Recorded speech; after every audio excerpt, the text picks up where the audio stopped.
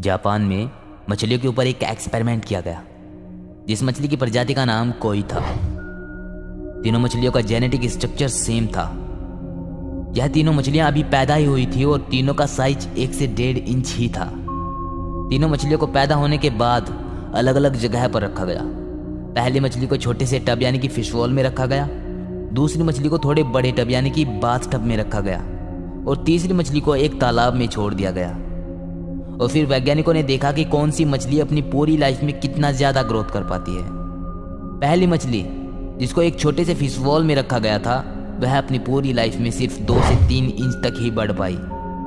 वहीं दूसरी मछली जिसको बाथ टब में रखा गया था वह अपनी पूरी लाइफ में 8 से 10 इंच तक बढ़ पाई। और आखिरी में तीसरी मछली जिसको तालाब में रखा गया था वह अपनी पूरी लाइफ में 2 से 3 फीट तक बढ़ गई, यानी कि अपनी हाईएस्ट पोटेंशियल तक बढ़ गई। कहां पहले वाली मछली जो 2 से 3 इंच तक बढ़ पाई, वहीं तीसरी मछली 2 से 3 फीट तक बढ़ गई। इसके पीछे का साइंस उस समय वैज्ञानिक भी नहीं समझ पाए थे।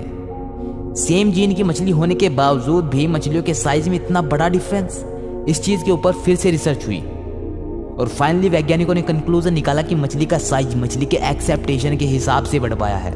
यानी कि जिस मछली का रहने का दायरा जितना बड़ा था उस मछली ने अपनी एनवायरनमेंट के हिसाब से यह मान लिया था कि वह सिर्फ उतनी ही ग्रोथ कर पाएगी। जिस मछली को जितने बड़े एनवायरनमेंट में डाला गया वह उतनी ही बढ़ पाई। प्रकृति का नियम भी यही कहता है।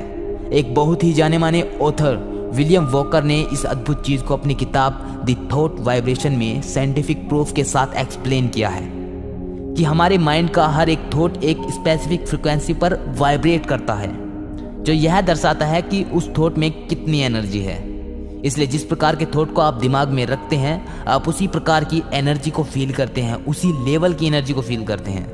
अगर पॉजिटिव थॉट होगा तो पॉजिटिव एनर्जी को फील करोगे और अगर नेगेटिव थॉट होगा तो नेगेटिव एनर्जी को फील करोगे और आपको रिजल्ट भी आपकी एनर्जी के हिसाब से ही मिलेंगे। एक रियल घटना हुई थी, शायद आप उसके बारे में जानते भी होंगे। एक अपराधी था जिसे फांसी की सजा दी गई थी। वैज्ञानिक एक एक्सपेरिमेंट करना चाहते थे ह्यूमन बॉडी के ऊपर, जिसके लिए उन्हें एक जिंदा आदमी की जरूरत थी। लेकिन वो आदमी इस एक्सपेरिमेंट के दौरान मर भी सकता था। इसलिए वैज्ञानिकों ने उस मुजरिम जिसे फांसी होने वाली थी उस पर एक्सपेरिमेंट करने की सोची। लेकिन सरकार ने वैज्ञानिकों को ऐसा करने से इनकार कर दिया।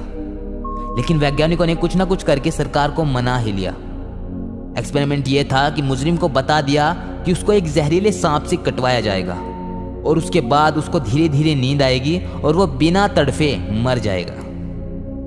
अब एक्सपेरिमेंट के टाइम एक बहुत ही जहरीला सांप उसे दिखाया गया, फिर सर पर एक काला कपड़ा ढांका गया। अब उस सांप को पीछे हटा लिया गया और उस मुजरिम को एक सेफ्टी पिन चुभा दी गई। अब उस मुजरिम को लगा कि सांप ने उसे डस लिया है और देखते ही देखते वो मुजरिम बेहोश हो गया। थोड़ी देर बाद वो मर गया। और सबसे ताज्जुब की बात तो ये है कि जब उस मुजरिम का ब्लड टेस्ट हुआ तो उसके खून में जहर पाया गया। जहर अपने आप शरीर में कैसे बन गया?